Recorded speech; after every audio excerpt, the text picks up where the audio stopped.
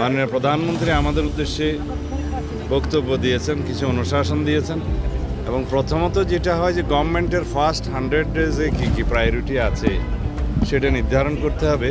তা আমরা এবার 180 ডেজের একটা প্রায়োরিটি নির্ধারণ করেছি, সেটা পরে আপনারা জানতে পারবেন, আরও পরে ডিসাইড হবে।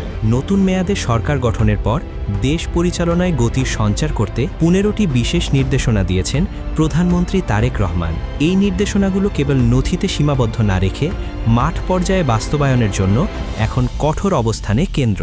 এরই ধারাবাহিকতায় দেশের প্রতিটি পৌরসভার মেয়র ও প্রশাসককে চিঠি পাঠিয়ে কাজের অগ্রগতি প্রতিবেদন নিয়মিত জমার নির্দেশ দিয়েছে স্থানীয় সরকার মন্ত্রণালয়। দ্রব্যমূল্য নিয়ন্ত্রণ থেকে শুরু করে দুর্নীতিতে জিরো টলারেন্স কি আছে এই তালিকায় দেখুন আমাদের বিশেষ প্রতিবেদনে। তালিকার শুরুতেই রয়েছে সাধারণ মানুষের সবচেয়ে বড় দুশ্চিন্তা, মুদ্রাস্ফীতি ও দ্রব্যমূল্য নিয়ন্ত্রণ।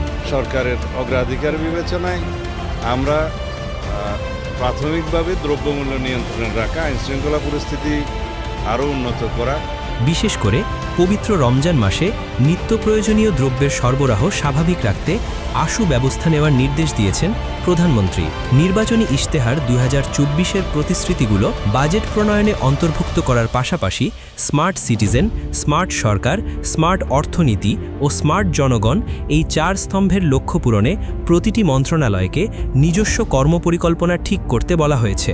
নতুন প্রকল্প গ্রহণে জনগণের কল্যাণকে অগ্রাধিকার এবং বিদেশি ঋণের ক্ষেত্রে সঠিক সম্ভাব্যতা যাচাইয়ের নির্দেশ দেওয়া হয়েছে।